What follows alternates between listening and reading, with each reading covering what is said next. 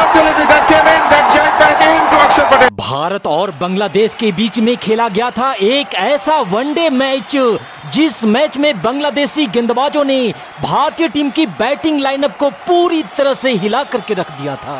भारत का विकेट पतझड़ के सूखे पत्तों की तरह गिर रहा था और बांग्लादेशी नाच नाच करके भारतीय टीम की इस हालत के मजे ले रहे थे। देखते ही देखते पूरी भारतीय टीम मात्र 105 रनों पर ही ढेर हो जाती है और भारत को 105 पे ऑल आउट कर समस्त बांग्लादेश ने इस मैच को जीता हुआ समझकर वानरों की तरह उछलना कूदना भी शुरू कर दिया था। लेकिन रुको बांग्लादेश, जरा ठहरो, अभी इतनी भी जल्दी क्या है? अभी तो हवा में उड़ते तुम्हारे पैरों को जमीन पर पटकना बाकी है।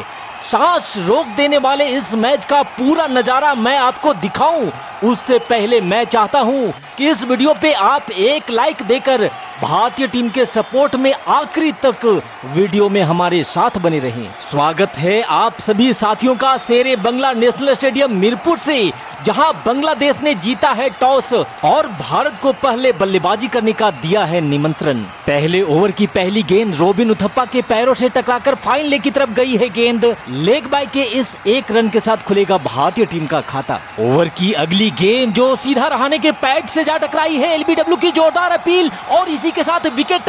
अजिंक्य रहाणे बिना खाता खोले वापस लौटेंगे पवेलियन और मात्र एक रन पे भारत को पहला झटका लगता हुआ। फिलहाल पारी का चौथा ओवर जारी है, जिसकी तीसरी गेंद को उथप्पा ने कलाइयों के सहारे बड़ी ही खूबसूरती के साथ फाइन लेग की तरफ मोड़ दिया है। पहला चौका भारतीय पारी का उथप्पा के बल्ले से आता हुआ। उथप्पा एक बार फिर से तैयार हैं, सामना करेंगे तास्किन अहमद की अगली गेंद का, जिसे उथप्पा ने इस बार पॉइंट की दिशा से निकाल दिया है। गेंद गैप में है, मिल जाएगा एक और चौका।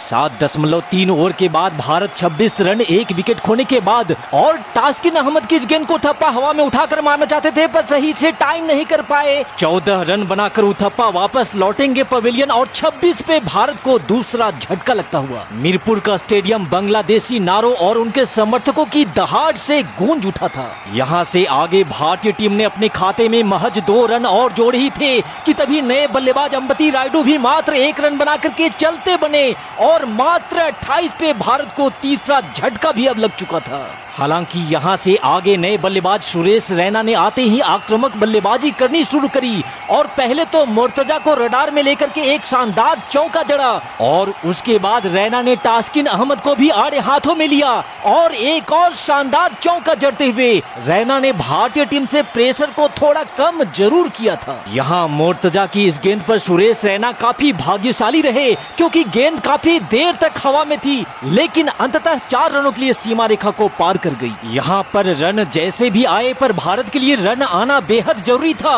और इसी बीच सुरेश रैना एक और तेज सिंगल चुराने के प्रयास में रन आउट होने से बाल बाल बच जाते हैं। मीरपुर का ये मैदान भारतीय बल्लेबाजों के लिए काल बना हुआ था और इसी बीच तास्किन अहमद ने पुजारा को भी 11 रनों पर आउट कर मात्र 55 के स्कोर पर ही भारत को चौथा झटका भी दे दिया। यहाँ से आगे पारी के 17वें ओवर में रिद्धिमान साहा ने जैसे तैसे करके एक चौका तो जरूर लगाया, लेकिन फिर उसी ओवर में अगली ही गेंद पर रिद्धिमान साहा भी 5 रनों की पारी खेल आउट हो जाते हैं और मात्र 65 के स्कोर पर आधी भारतीय टीम अब ड्रेसिंग रूम की शोभा बढ़ा रही थी। कोई भी भारतीय बल्लेबाज यहां टिक नहीं पा रहा था। एकमात्र खिलाड़ी सुरेश रैना ही थे जो अच्छी बल्लेबाजी कर रहे थे, लेकिन 17वें ओवर की आखिरी गेंद पर सुरेश रैना भी रन आउट हो जाते हैं और 17 ओवर की समाप्ति के बाद अब भारतीय टीम के बोर्ड पर स्कोर थे 66 पे 6। फिर शुरू होता है पारी का 18वां ओवर, जिसकी पहली ही गेंद पर अक्षर पटेल ने जोरदार प्रहार किया और 4 रनों के साथ अपना खाता खोला और फिर उसी ओवर में अक्षर पटेल ने इस बार ऑफ साइड में एक और जबरदस्त चौका लगाते हुए भारतीय टीम की वापसी की पूरी कोशिश में लगे हुए थे। लेकिन आज तो नसीब में कुछ और ही लिखा था। 18वें ओवर की 5वीं बॉल पर अक्षर पटेल भी आउट हो जाते हैं और मात्र 75 पे अब भारत 7वां विकेट भी गंवा चुका था। यहाँ 75 से 81 के स्कोर तक आते आते भारत अपना 8वां विकेट भी गंवा देता है। भारतीय बल्लेबाजों के साथ यहाँ क्या हो रहा था ये किसी को कुछ समझ में नहीं आ रहा था। अब तो भारतीय फैंस बस यही उम्मीद कर रहे थे कि किसी तरह भारत का स्कोर बस 100 रनों को पार कर जाए, लेकिन ऐसा होने का चांस यहाँ कम ही दिख रहा था, क्योंकि 86 के स्कोर पर अमित मिश्रा के रूप में अब भारतीय टीम अपना 9वां विकेट भी गंवा चुकी थी। अब भारतीय टीम का आखिरी विकेट मैदान पर था। सामने थे उमेश यादव, जिन्होंने बॉलर के सर के ऊपर से डाउन द ग्राउंड एक कमाल का चौका जड़कर भारत के स्कोर को 92 रनों तक पहुंचा दिया। पारी के 25वें ओवर में अल अमीन एक घातक बाउंसर उमेश यादव को मारता है, लेकिन उमेश यादव ने बड़ी ही सूझबूझ के साथ कीपर के ऊपर से भेज दिया गेंद को एक और चौके के लिए। और फिर ओवर की आखिरी गेंद पर उमेश यादव ने किया एक और जोरदार प्रहार और गेंद को भेज दिया 6 रनों के लिए सीमा रेखा के पार।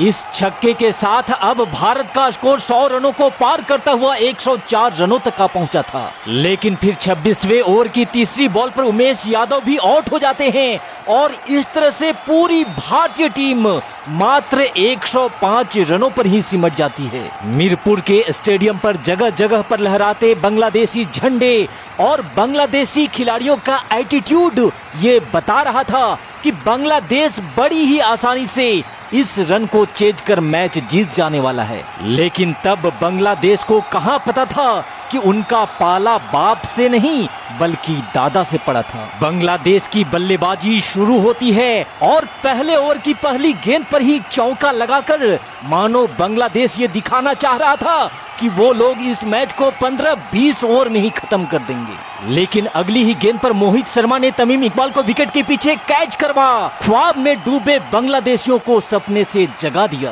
भारतीय पारी की जबरदस्त आगाज हो चुकी थी, लेकिन फिर मैदान पे बल्लेबाजी के लिए आता है मिथुन और मिथुन ने भी आते ही आक्रामक बल्लेबाजी करते हुए एक शानदार चौका जड़ दिया। चूंकि भारत के पास बोर्ड पर रन कम थे, इसलिए भारत को जरूरत थी जल्द ही एक और विकेट की। हालांकि मिथुन ने उसी ओवर में एक और चौका लगाकर अभी तक बांग्लादेशी खेमे को जलवा जलाल ही रखा था। लेकिन फिर तीसरे ओवर की आखिरी गेंद पर मोहित शर्मा ने दिला दी वो सफलता जिसकी जरूरत भारत को थी। इनामुल हक को भी बिना खाता खोले ही पवेलियन वापस भेज दिया गया था। अपने टीम की ये हालत देखकर बांग्लादेशी समर्थक जो पहले वानरों की तरह उछल कूद रहे थे, उनको अब मानो किसी सांप ने सूंघ लिया हो। हालांकि 2 विकेट खोने के बाद भी अभी तक मिथुन वैसा ही आक्रामक बल्लेबाजी किए जा रहा था।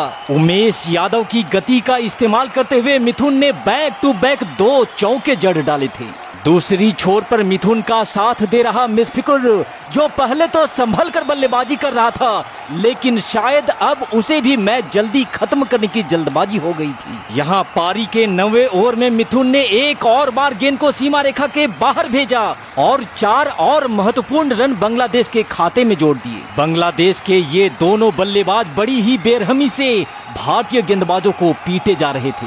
बांग्लादेशी खेमा एक बार फिर से जश्न के माहौल में डूब चुका था। लेकिन फिर 12वें ओवर की चौथी बॉल पर बिन्नी ने मुशफिकुर को विकेट के पीछे कैच करवा 44 पे बांग्लादेश को तीसरा झटका देकर एक बार फिर से भारत की जीत की उम्मीदों को जिंदा कर दिया। यहाँ से आगे बांग्लादेश ने अभी चंद रन और जोड़े ही थे कि तभी मिथुन की हीरोगिरी पे भी विराम लगाते हुए बिन्नी ने 50 के स्कोर पर बांग्लादेश को चौथा झटका दे दिया। इसके बाद तो भारतीय गेंदबाजों ने बांग्लादेश के विकेट को ऐसे गिराना शुरू कर दिया जैसे मैदान पे विकेट की बरसात शुरू हो गई हो। 15वें ओवर की पहली ही गेंद पर मोहित शर्मा ने साकिबुल हसन को भी आउट कर बांग्लादेश की कमर को ही तोड़ डाला था। और फिर अपने उसी ओवर में मोहित शर्मा ने डाली कमाल की एक और गेंद और इस बार जियाउर रहमान की पारी को भी टाटा बाय बाय बोल दिया गया था। भारतीय टीम की बल्लेबाजी की मजाक उड़ाने वाले बांग्लादेशी खिलाड़ियों को अब उनकी औकात समझ में आ चुकी थी। बांग्लादेश पे अगला प्रहार एक बार फिर से बिन्नी ने किया और मोर्तजा के रूप में 56 के स्कोर पर बांग्लादेश को 8वां झटका दे दिया। इसी बीच बिन्नी की एक और कमाल की गेंद और एक और विकेट। क्या कमाल की गेंदबाजी करी है बिन्नी ने। मात्र 4 रन देकर 5 विकेट लेकर यहाँ पर बिन्नी ने बांग्लादेशी समर्थकों को माथा पीटने पे मजबूर कर दिया था। और फिर बांग्लादेश के आखिरी विकेट को भी बिन्नी ने ही ढाहा और इस तरह से भारतीय टीम का मजाक उड़ाने वाले बांग्लादेश को मात्र 58 रनों पर ही ऑल आउट कर दिया जाता है और इस लो स्कोरिंग मैच को भी भारत 47 रन से जीत लेता है। बांग्लादेश को सबक सिखाने वाली भारतीय टीम का ये जवाब अगर आपको पसंद आया हो तो इस वीडियो पे एक लाइक जरूर दीजिएगा और जाने से पहले चैनल को सब्सक्राइब करते हुए जाइएगा। Thanks for watching this video. जय हिंद, वंदे मातरम।